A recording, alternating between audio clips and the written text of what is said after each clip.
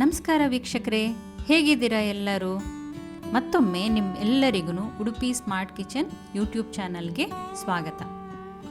ಇವತ್ತು ನಾವು ಒಂದು ಆರೋಗ್ಯಕರವಾದ ಪೌಷ್ಟಿಕಾಂಶಯುಕ್ತ ರಾಗಿ ಗಂಜಿಯನ್ನು ಮಾಡೋಣ. ಈ ಗಂಜಿಯನ್ನು ನೀವು ಬೆಳಿಗ್ಗೆ ಅಥವಾ ಸಂಜೆ ಯಾವ ಹೊತ್ತು ಬೇಕಿದ್ರೂ ತಗೊಳ್ಬೋದು. ಮಕ್ಕಳಿಂದ ಹಿಡಿದು ಹಿರಿಯರವರೆಗೆ ಯಾರು ಬೇಕಿದ್ರೂ ಇದನ್ನು ತಗೊಳ್ಬಹುದು. ಈ ಒಂದು ಪೌಷ್ಟಿಕಾಂಶ ಇರುವಂತಹ ರಾಗಿ ಗಂಜಿಗೆ ನಾನು ರಾಗಿ ಅಲ್ಲದೆ ಬೇರೆ ಪದಾರ್ಥಗಳನ್ನು ಸಹ ಬಳಸ್ತಾ ಇದ್ದೇನೆ. ಅದು ಯಾವ ಪದಾರ್ಥಗಳು, ಹಾಗೆ ಈ ರಾಗಿ ಗಂಜಿಯನ್ನು ಮಾಡೋದು ಹೇಗೆ ಅಂತ ನೋಡೋಣ ಬನ್ನಿ. ರಾಗಿಯಲ್ಲಿ ಕ್ಯಾಲ್ಶಿಯಂ ತುಂಬ ಹೆಚ್ಚಾಗಿದೆ. ಇದು ನಮ್ಮ ಎಲುಬುಗಳನ್ನು ಬಲಗೊಳಿಸಲು ಹಾಗೂ ಮಕ್ಕಳ ಬೆಳವಣಿಗೆಯಲ್ಲಿ ತುಂಬ ಸಹಾಯ ಮಾಡುತ್ತೆ.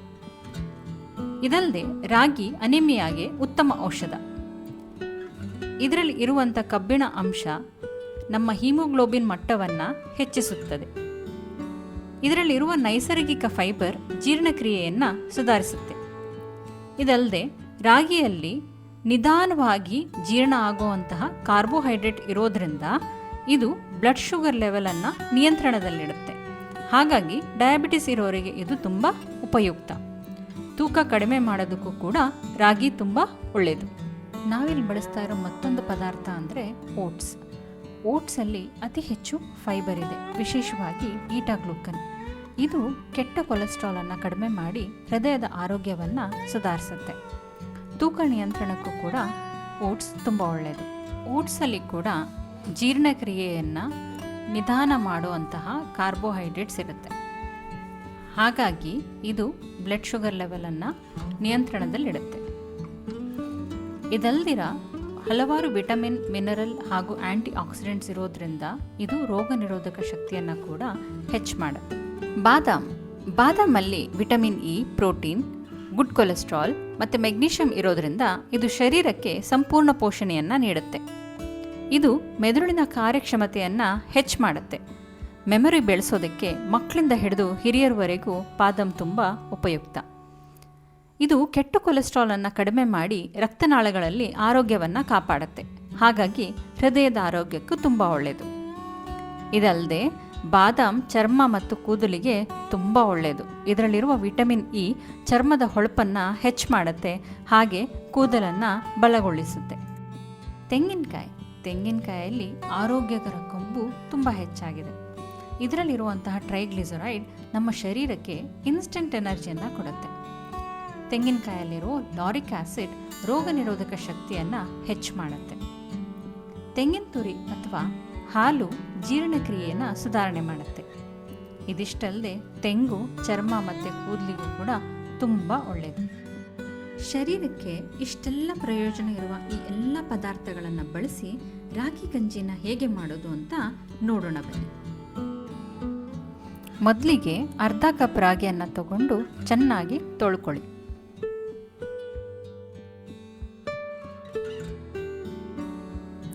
ಈ ತೊಳ್ಕೊಂಡಂಥ ರಾಗಿನ ಒಂದು ಗ್ರೈಂಡಿಂಗ್ ಜಾರ್ಗೆ ಹಾಕ್ಕೊಳ್ಳಿ.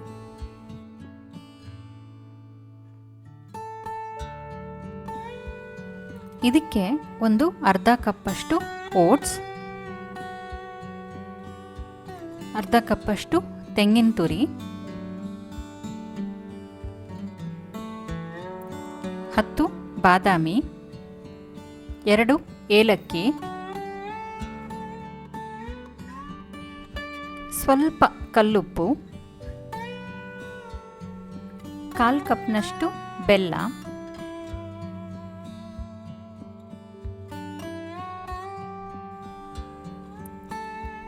ಅರ್ಧ ಕಪ್ನಷ್ಟು ನೀರು. ಇದನ್ನೆಲ್ಲ ಒಂದ್ಸರಿ ಗ್ರೈಂಡ್ ಮಾಡ್ಕೊಳ್ಳಿ. ತುಂಬ ಸ್ಮೂತ್ ಆಗೋ ಹಾಗೆ ಗ್ರೈಂಡ್ ಮಾಡ್ಕೊಳ್ಬೇಕು.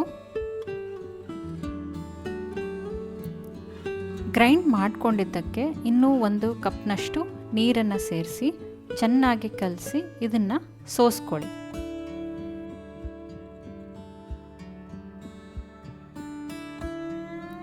ಒಂದು ಸರಿ ಸೋಸಿದ ಮೇಲೆ ಮತ್ತೆ ಪುನಃ ಆ ರಾಗಿ ಏನಿದೆ ಕಡ್ದದ್ದು ಅದನ್ನು ಪುನಃ ಜಾರಿಗೆ ಹಾಕಿ ಒಂದು ಅರ್ಧ ಕಪ್ನಷ್ಟು ಅಥವಾ 1 ಕಪ್ನಷ್ಟು ನೀರನ್ನ ಹಾಕಿ ಚೆನ್ನಾಗಿ ಗ್ರೈಂಡ್ ಮಾಡಿಕೊಂಡು ಅದರ ಹಾಲನ್ನು ಮತ್ತೆ ತೆಗೀರಿ. ಹೀಗೆ ಒಂದು 3 ಸರಿ ಆದರೂ ಮಾಡಿ.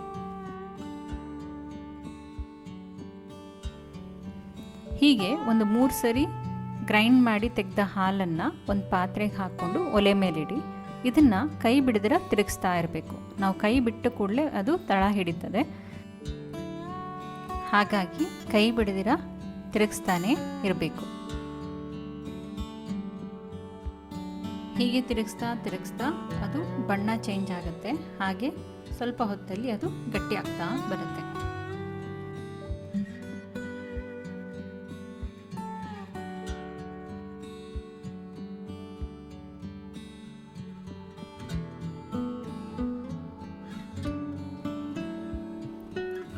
ಹೀಗೆ ಒಂದು ಹದಕ್ಕೆ ಬಂದ ಮೇಲೆ ಇದಕ್ಕೆ 1 ರಿಂದ 2 ಚಮಚದಷ್ಟು ತುಪ್ಪವನ್ನು ಹಾಕಿ ಚೆನ್ನಾಗಿ ಕಲಸಿ ಗ್ಯಾಸ್ ಆಫ್ ಮಾಡಿ.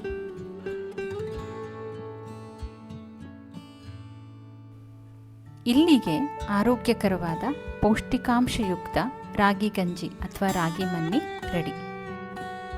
ಈ ಆರೋಗ್ಯಕರವಾದ ರಾಗಿ ಗಂಜಿ ನಿಮಗೆ ಇಷ್ಟ ಆಗಿದ್ದರೆ ಲೈಕ್ ಮಾಡಿ, ಶೇರ್ ಮಾಡಿ, ಹಾಗೆ ಕಮೆಂಟ್ ಮಾಡಿ.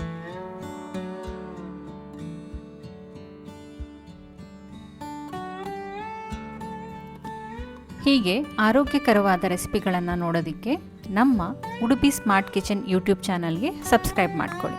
ಧನ್ಯವಾದಗಳು.